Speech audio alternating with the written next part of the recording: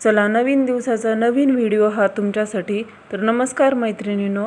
तर बघा इथं आमच्या इथं बाथरूमचे दरवाजे बसवायचे होते ना, खराब झाले होते, प्लॅस्टिकचे आणले होते. तेच इथं हे काका आले होते बसवण्यासाठी. प्लॅस्टिकच्या दरवाजाचं माप घेऊन जे शिल्लक राहिलं ना त्याने अशा मोठ्या उभ्या पट्ट्या काढलेल्या होत्या आणि तेच सार्थकला पाहिजे होत्या. त्यासाठी तो उन्हामध्ये इथं बसला होता किती वेळचं.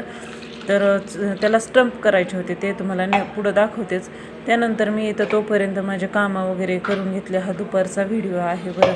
म्हणजे मला लोणी वगैरे काढून घ्यायचं होतं ताक करून. तर तेच इथं केलं आणि यामध्ये पाणी वगैरे टाकून हे असं भरपूर लोणी निघालेलं आहे. तर आय थिंक पाव किलो तरी होईलच याचं तूप. घरचं दूध असलं ना असं छान मस्त लोणी वगैरे आपल्याला मिळून जातं. तर लगेचच त्याला मग मी कडवायला देखील घेतलं, म्हणून ते गॅसवर ठेवलं होतं. तूप कडवत होते ना तोपर्यंत पाहून घेतलं की बाहेर दरवाजे वगैरे बसवले का. तर बसवले होते पण एवढा पसारा करून ठेवला होता.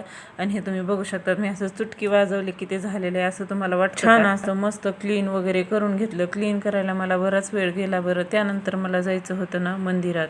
नंतर मला समोरच मंदिर आहे तर मंदिरात जायचं होतं. रामायण कथा होता त्यासाठी. चला तर तुम्हीही थोडीशी कथा ऐका. आणि माझा बरं एक टोला लागला होता, म्हणजे तुक्का लागला होता. तर आज बऱ्यापैकी ग्रीन कलरच्या साड्या घालून गेल्या होत्या आणि मला तर माहितीही नव्हतं, तरी देखील मी ग्रीन कलरची साडी आनंद देखील घेतला. ते आरती आणि प्रसाद घेऊन घरी आले. घरी आल्यानंतर कपडे वगैरे काढायची राहिली होती, गडं घालून ठेवली आणि तिथून पुढे स्वयंपाकाची देखील तयारी केली. असा होता आजचा दिवस आणि रात्रीचा मेनू फक्त खिचडीच होती. आणि आवडला असेल तर लाईक, शेअर, सबस्क्राईब. आमच्या सार्थकनं त्या दरवाजापासून हे स्टंप बनवलेले आहेत आणि ही बॅट देखील बनवली होती.